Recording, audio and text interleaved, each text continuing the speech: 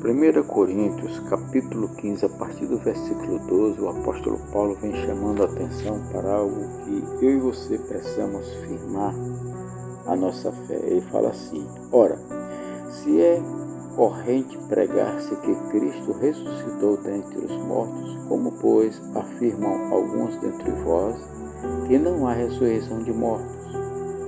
E se não há ressurreição de mortos, então Cristo não ressuscitou.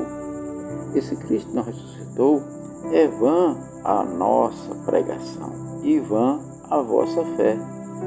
E somos tipos por falsos testemunhos de Deus, porque temos asseverado contra Deus que Ele ressuscitou a Cristo, ao qual Ele não ressuscitou, se é certo que os mortos não ressuscitam. Porque se os mortos não ressuscitam, também Cristo não ressuscitou.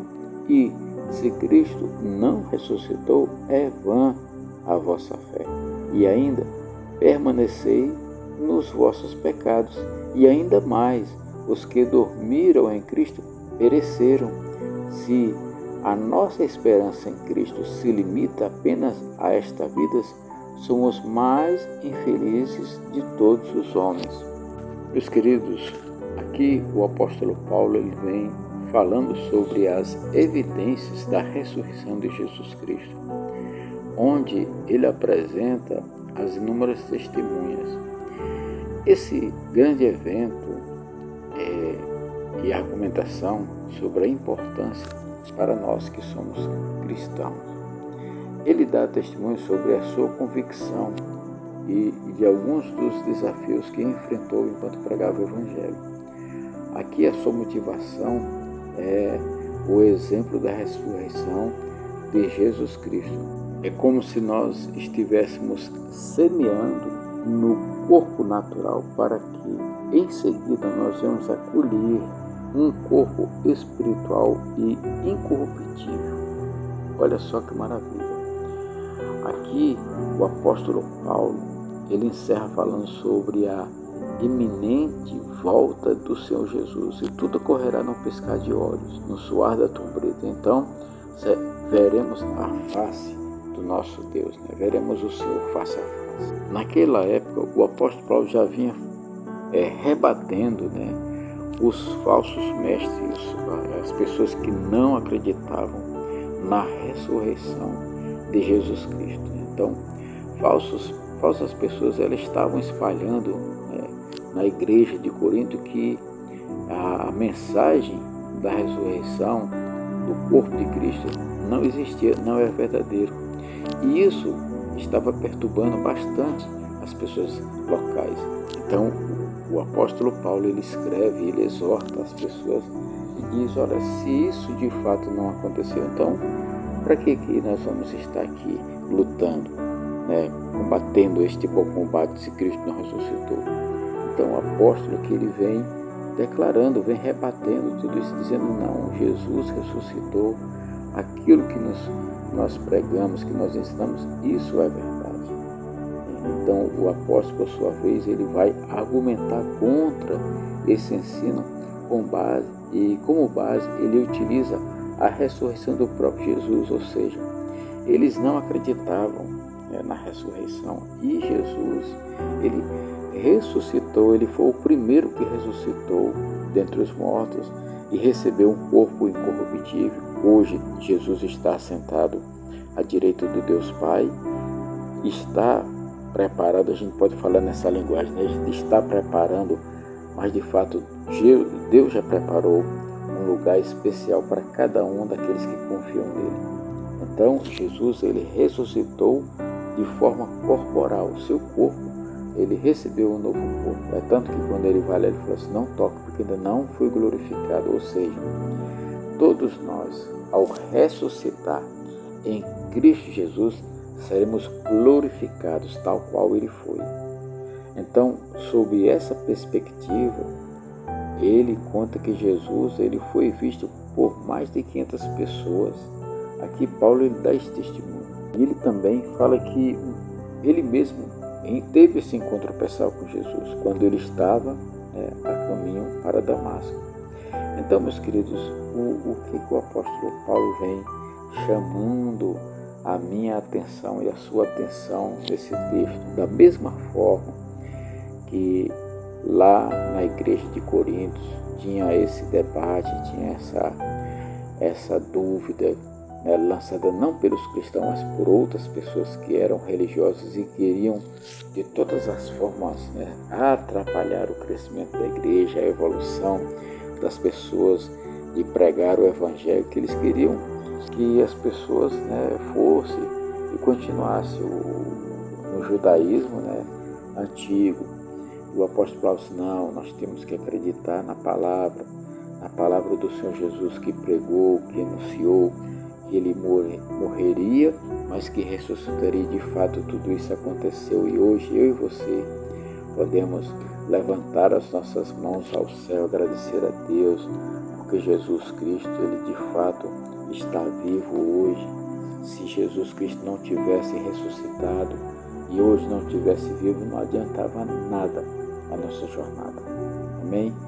Por isso, meu querido, nós devemos confiar naquilo que o Espírito Santo vai falar no meu coração, no seu coração, através da palavra de Deus.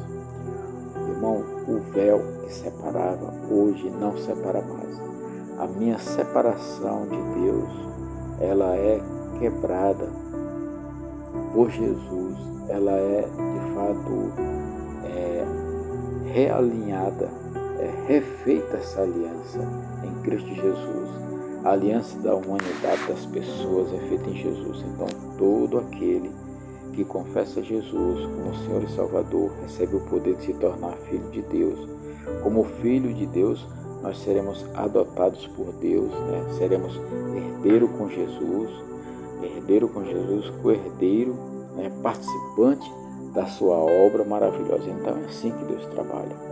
A partir do momento que eu declaro Jesus como meu Senhor e como meu Salvador, a partir do momento que eu começo a ver esta fé, a minha vida, ela precisa ser controlada pelo Espírito Santo de Deus. A minha vida, ela precisa ter um rumo diferente, ter uma mudança, novas criaturas, novas pessoas. O velho se passou e tudo se faz novo. Então, quando Cristo nos traz para a ressurreição nele pela fé, a gente já começa a experimentar, ainda nesta vida, ainda neste corpo, há essas mudanças de comportamento, de hábito, de caráter, de atitudes, enfim. Quando a palavra de Deus é colocada em nós, quando nós deixamos que ela reine, a nossa vida ela muda. Nós passamos, deixamos de fazer a nossa vontade para fazer a vontade de Deus. Aí, meu querido irmão, minha querida irmã, isso vai da busca de cada um, isso vai da sua interação com a palavra, com o Espírito Santo. Isso é algo que vai de forma particular, de forma individual, de forma exclusiva. Deus ele vai tratar comigo, ele vai tratar com você, ele vai tratar com cada um de nós. O importante é que devemos acreditar fielmente em toda a Escritura Sagrada. Porque, irmãos, essa dúvida que é lançada muitas vezes no meio da sociedade, dizendo que a Bíblia é apenas mais um livro, é justamente para que as pessoas não acreditem, não mudem de vida, não se convertam ao Senhor, não ganhem a salvação, não vá morar no céu com Jesus e acabem distorcendo, e o final dessa jornada do mundo é a morte. E aqui não está falando da morte física, está falando da morte espiritual. Amém? Então só tem dois caminhos: ou você caminha e faz o que faz nesta vida para ganhar a sua salvação, ou você vai fazer as coisas de acordo com o que você quer e não vai encontrar a salvação, vai encontrar a separação eterna de Deus. Amém? Irmão, a palavra de Deus, ela é fiel, ela é justa e verdadeira. Eu preciso me esforçar para que ela se torne algo poderoso na minha vida. E você também precisa se esforçar para que ela também se transforme em algo poderoso na sua vida.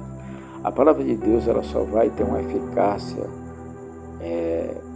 forte em mim e em você, e as promessas de Deus, elas vão ser mais evidentes na minha vida e na sua vida quando nós, de fato, quando eu começo a buscar a mudar a minha vida, e quando você começa a buscar a mudar a sua vida. Não tem, meus queridos, como uma pessoa dizer que ama a Deus e viver no mundo de pecados. Não tem. Não tem como você dizer que ama Jesus, que ama Deus, que vive segundo a vontade de Deus e vive na vida de um pecado. Não tem. Você precisa mudar. Eu preciso mudar. Nós precisamos mudar. Tem que ter uma mudança, sabe? Tem que ter conversão.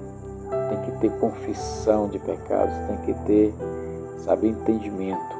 Eu preciso disso. Você precisa. Todos nós precisamos. Assim como o apóstolo Paulo chamava a atenção para a igreja, para as igrejas da época lá, hoje também devemos estar chamando a atenção. Nós para nós mesmos e para os irmãos, com amor, com fé, com carinho, sempre com base nessa palavra, porque ela é quem vai nos manter de pé, sabe? E muitas vezes passamos por tantas dificuldades e somos alvo, né, de setas malignas que muitas vezes querem nos levar para baixo, nos levar para a depressão, para a opressão, para o engano, para o orgulho, para a soberba, e tudo isso, irmãos, é errado, nos leva para longe de Deus. O cristão, ele deve viver com base nessa palavra, acatando o que a palavra diz, mudando realmente de vida. Amém? Meu querido, fica na paz, que Deus abençoe você e até o próximo estudo, se Deus assim nos permitir.